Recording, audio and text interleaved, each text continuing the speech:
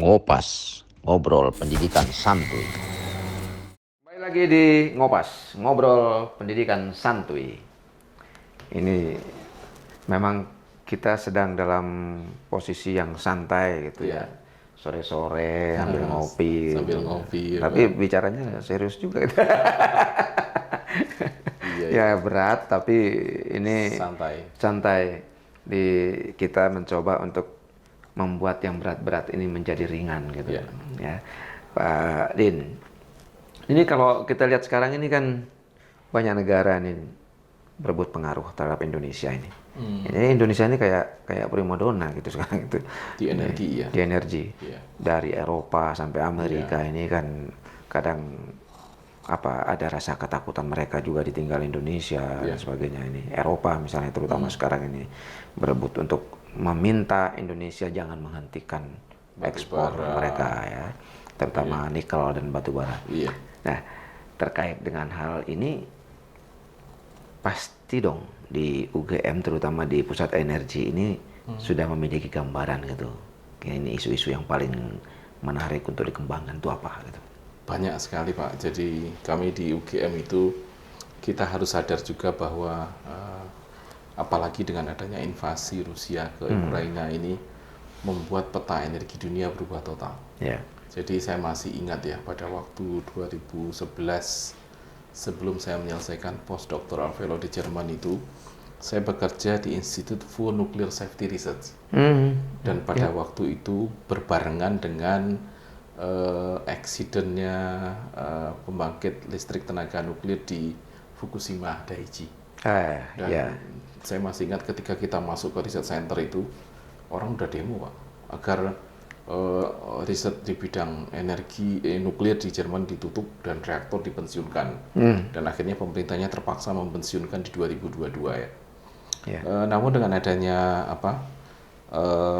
invasi Rusia ke Ukraina, di mana pasokan gas dari Rusia ke Eropa Barat dihentikan, otomatis mereka butuh energi dengan energy density yang besar, apalagi menghadapi musim dingin.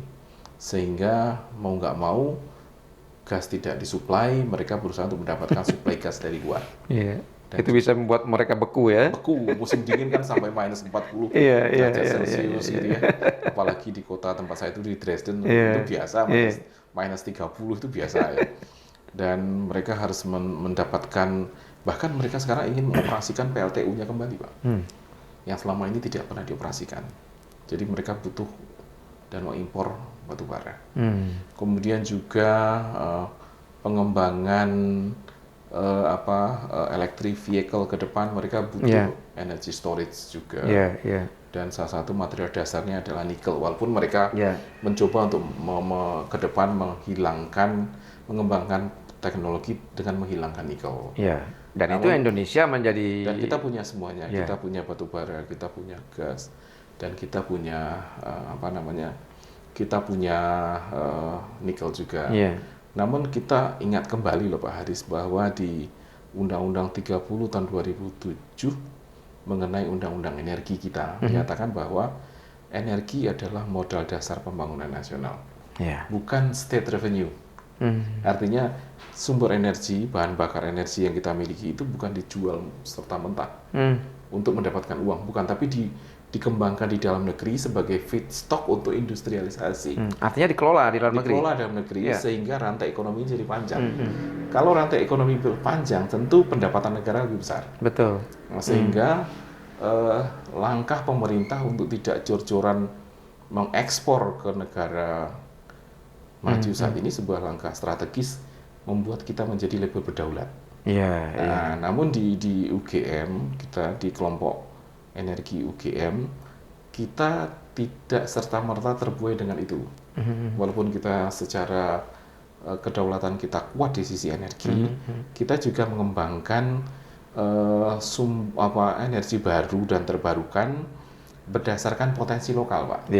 Seperti contoh, kami pernah bekerja sama dengan Lapex Dam NU juga dalam meningkatkan bauran energi terbarukan di Solok Selatan, Sumatera Barat, dan juga di Tanjung Jabung Timur di Jambi. Jambi ya. Serta kita pernah mengembangkan solar energy atau energi surya untuk meningkatkan proses perikanan di Papua, di Merauke juga. Jadi sebagai cold storage juga ya, kita pernah mengembangkan itu satu. Kemudian dari sisi sektor transportasi yang kita dorong seperti yang kita sampaikan tadi, ada biodiesel, ada bioetanol. Jadi biodiesel sebagai pengganti solar, bioetanol atau campuran bioetanol dengan metanol menjadi A20 atau A15 sebagai pengganti Pertamax dan Pertalite premium. Karena kita bisa menghasilkan raw number yang lebih tinggi daripada Pertamax saat ini. Kemudian dari sisi yang lain juga, ketika menghadapi kita hidup di daerah bencana ya, mudah terjadi bencana alam yang banyak. Kami bekerja sama dengan MIT di US mengembangkan riset bagaimana menghasilkan energi dan air bersih pada waktu terjadi bencana di mana energinya shortage. Itu juga ada, Pak. Jadi konsepnya sederhana, saya buka aja di sini. Mudah-mudahan perguruan tinggi lain atau sekolah lain juga bisa belajar lah bersama-sama gitu ya. Jadi air itu dipanaskan sampai suhu oksidasi.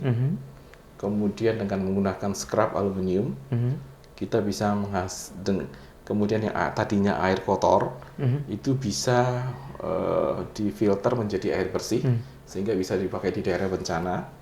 Kemudian hidrogen bisa kita dapatkan di situ. Dan untuk energi yang dibutuhkan pada proses oksidasi itu dari energi surya. Kemudian juga ada juga sekelompok teman dari teknik mesin, Dr. Adhika Widya Paraga gitu, mengembangkan gas metan dan juga hidrogen dari limbah tandan kosong kelapa sawit menggunakan teknologi supercritical water. Jadi dengan supercritical water itu artinya air berada pada kondisi superkritis. Ketika ditingkatkan suhunya, tekanannya juga tinggi dan fasenya tidak berubah jadi gas, jadi masih uap, masih tetap air. Dengan menggunakan force balance, air itu mendorong keluarnya hidrogen dari itu kayak proses penyulingan ya? Ya hampir lah ya, tapi ini lebih ke gas ya. Kalau penyulingan kan liquid. Jadi mendorong metan hidrogen keluar. Dan kami, kebetulan saya juga ikut dalam riset ini bersama Dr. Adhika. Kita sudah berhasil mengembangkan reaktornya, Pak. Yang sekarang sedang kita dorong adalah katalis apa yang terbaik untuk bisa mempercepat proses produksinya. Itu dimulai dari riset dasar sudah kita lakukan ya. Dan beberapa fakta sudah kita dapatkan itu. Kemudian juga sisi yang lain sekarang kami dorong dari kelompok riset dengan anak-anak muda di dokter-dokter muda di teknik mesin adalah kita memulai hydrogen storage. Karena salah satu tantangan di hidrogen adalah berbicara mengenai hidrogen sebelum kita masuk ke sana. Hidrogen itu dari skenario yang kami bangun di Pusat Studi Energi UGM, hidrogen itu kalau kita kembangkan secara masif untuk energi tidak menguntungkan, tapi lebih menguntungkan untuk industri.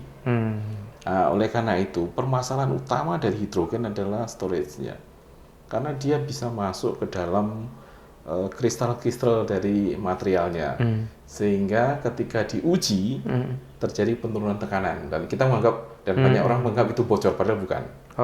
Oleh karena itu kami sekarang saya dengan kelompok termofluid di teknik mesin UGM dengan dokter-dokter muda kita mengembangkan itu. Itu satu. Yang kedua, di sisi lain kita sedang melakukan pra-FS pengembangan energi gelombang di Indonesia Timur, Pak. Jadi kita bekerja sama dengan sebuah BUMN. Gelombang dalam wave energy. Wave energy. Ya, Ya, dan kita sudah melakukan survei di sana, sudah memetakan potensi energinya, dan dari potensi energinya kita sudah melakukan teknologi selection, dan bahkan kita sudah mengontak beberapa riset center di negara maju untuk bergabung dalam riset ini. Ini kan yang menarik itu beberapa tahun lalu riset-riset yang dilakukan katanya kita nggak cukup signifikan untuk wave-nya. Ya dulu begini, kalau kita lihat dari peta yang ada, memang beberapa daerah yang dilakukan evaluasi energi yang dihasilkan dari wave energinya itu tidak economical proven ya. Namun kemarin kita melakukan di beberapa tempat di Indonesia Timur, alhamdulillah angkanya cukup baik. Dan dari sisi energinya cukup menguntungkan. Kemudian kita masuk ke sisi ekonominya sudah dihitung oleh teman-teman kemarin. Dan kemarin saya di grup riset kami, kita mencoba berdiskusi bagaimana kita kembangkan dengan kementerian yang lain di Indonesia untuk membuat sebuah center of excellence di bidang itu. Nah, kemudian untuk biofuel generasi ketiga, UGM memiliki COE Pak, Center of Excellence sejak 2018 sampai saat ini. Dan bukan hanya riset dasar, kita punya sebuah kompleks riset di bidang itu, dimulai riset dasar, kemudian produksinya di sana, kultivasinya, kemudian ekstraksinya, dan juga limbahnya juga kita bikin side product juga ada. Ya, saya kira memang Center of Excellence yang ada di perguruan tinggi, khususnya di Gajah Mada ini sudah lama berkiprah ya. Ya, alhamdulillah sudah lama ya. Dan ini terus harus didorong. Nah, persoalannya adalah bagaimana pemerintah bisa mendukung ini lebih kencang lagi, terutama untuk menyiapkan tadi kekurangan kita di reaktor misalnya itu, lalu di storage-nya dan sebagainya ini menjadi persoalan dasar yang saya kira tidak hanya menjadi persoalan UGM tapi menjadi persoalan nasional. Ya. Kalau saya melihatnya gini Pak, negara harus berpikir bahwa research for the world of tomorrow. Artinya riset yang dilakukan itu harus berpikir jauh ke depan. Yang terjadi saat ini sepertinya, aku udah biayai kamu riset nih. Outputnya apa? Itu kan mikirnya pendek banget ya. Iya. Harusnya tidak seperti ini. Harus punya, kalau kita lihat strategi pengembangan teknologi di negara maju, alhamdulillah saya punya pengalaman ikut di beberapa riset-riset besar secara internasional. Negara itu sampai tahun sekian Anda harus menyelesaikan topik ini. Contohnya nuclear safety research. Seperti di Jerman ada namanya OS Competence Center dan West Competence Center. Itu mereka bangun dari awal sampai pada batas tahun sekian. Ini hebat itu dan bisa menuju ke hilirisasi. Contohnya juga ketika Jerman membangun PET Center di bidang cancer, itu kan juga riset program yang panjang kan. Jangan sampai kita hanya terpaku kepada masa jabatan sebuah kabinet 5 tahun. Nah, itu enggak.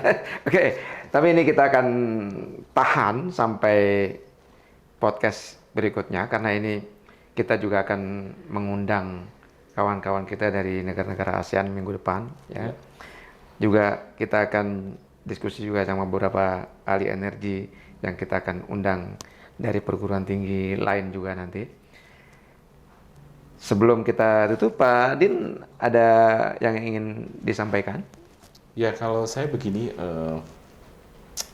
saya melihat bahwa permasalahan energi saat ini bukanlah sesuatu yang harus kita takuti, namun menjadikan challenge kita bersama untuk bisa mewujudkan era transisi energi tadi. Dan tantangan tentu ada, dan peran dari semua stakeholder perlu dilibatkan lebih banyak. Jadi permasalahan energi bukan hanya permasalahan pemerintah, tapi juga permasalahan dunia kampus, permasalahan sosial, dan permasalahan lainnya harus bergerak bersama. Itu saja, Pak. Oke, kita akan ketemu dengan topik yang tidak kalah menariknya di diskusi yang akan datang. Jangan lupa nanti kita akan diskusi antar negara. Ya, siap. Kita akan undang kawan-kawan dari negara-negara ASEAN nanti dalam sesi-sesi yang akan datang. Dan ini pasti akan menarik, serius, tapi lebih santai. Kita belajar bersama. Oke, terima kasih. Sampai ketemu di Ngopas yang akan datang. Assalamualaikum warahmatullahi wabarakatuh. Waalaikumsalam warahmatullahi wabarakatuh. Ngopas. Ngobrol pendidikan santuy.